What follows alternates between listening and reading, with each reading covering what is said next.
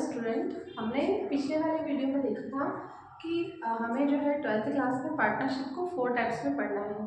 मैंने आपको 4 टाइप्स में 2 टाइप्स एक्सप्लेन कर दिए थे। अगर आपको ज़्यादा डिटेल में देखना है पिछली वीडियो में देखिए, लेकिन इन शॉर्ट में आपको बता देती हूँ ये चैप्टर्स हमको पढ़ने रहेंगे। तो पहला चैप्टर हम देखेंगे पार्टनरशिप फर्स्ट।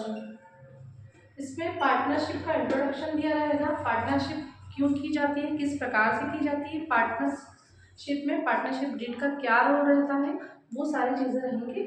और इसमें जो बनाया जाएगा अकाउंट वो बनाया जाएगा profit and loss appropriation account, जिसे हम बोलते हैं लाभ नियोजन खाता। ठीक, आगे बढ़ते हैं हम। सेकंड पार्टनरशिप में आप पढ़ेंगे, सेकंड पार्टनरशिप में आप पढ़ेंगे कि पार्टनरशिप तो थी, जब एक नया पार्टनर आता है तो पार्टनरशिप में क्या क्या चेंजेस होते हैं। तो न्यू पार्टनर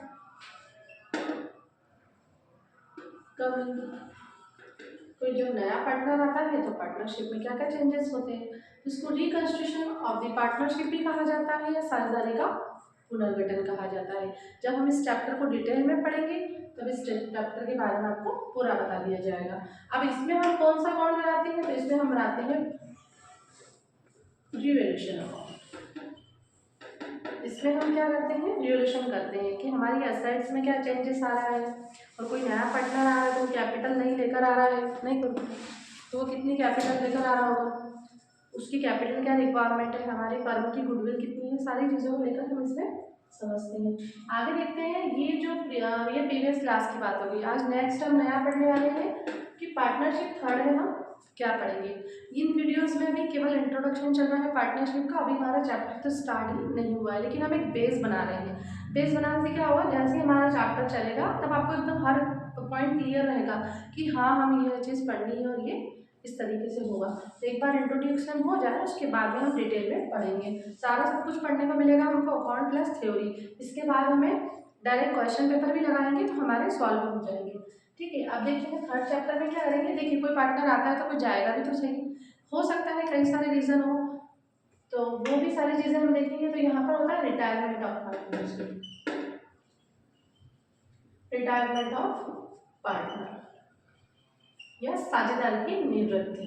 अगर कोई पार्टनर फर्म से जाता है तब क्या होता है, कोई आएगा तो कोई जाएगा भी सही।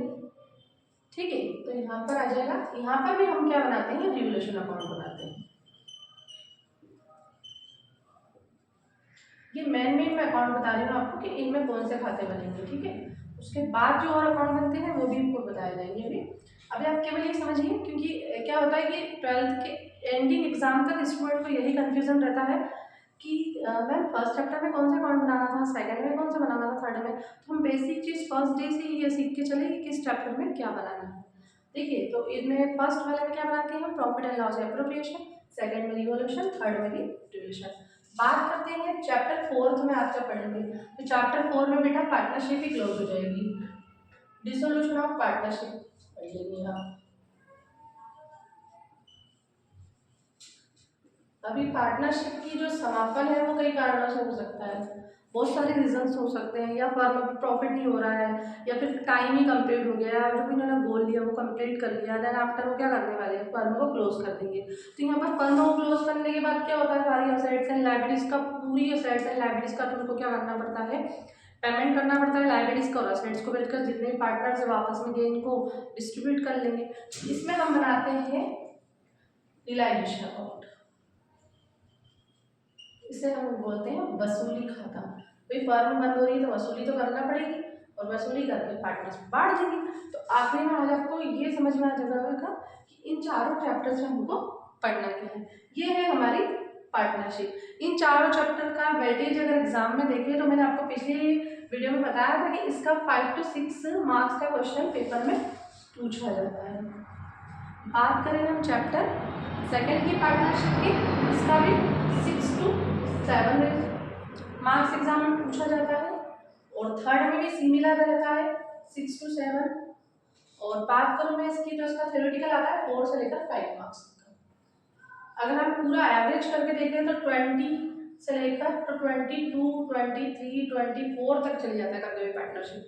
तो आप देखिए कि एग्ज़ाम में 20 मतलब अगर आप देखेंगे आपका 80 का पेपर होगा, 80 का पेपर होगा हमारा, 80 आउट ऑफ लेकर आने हैं मुझे मार्क्स पास, तो पूरी पार्टनरशिप भी पास करा सकती है, क्योंकि 20 की मार्क्स से लेकर 23 तक का तो एग्जाम में सब कुछ। अब ये सोचिए 4 से 5 आप ऑब्जेक्टिव नहीं कर पाएंगे, क्या कर पाएंगे आराम से। तो पार्टनरशिप बहुत इंपॉर्टेंट है यहाँ पास होने के लिए। यहाँ है 80 आउट ऑफ 80 लाने की बात, क्योंकि आप फर्स्ट डे से पढ़ रहे हैं, ठीक है। तो आपको 80 आउट ऑफ 80 गेन करने हैं, तो आपको क्या करना पड़ेगा, फर्स्ट डे से सही तैयारी करनी पड़ेगी। चलिए जान लीजिए। अब अपन आगे की चीज़ समझते हैं कि आज हमने पार्टनरशिप के चारों पार्ट्स को देख लिया है, और उम्मीद है आपको वीडियो पसंद आया होगा। वीडियो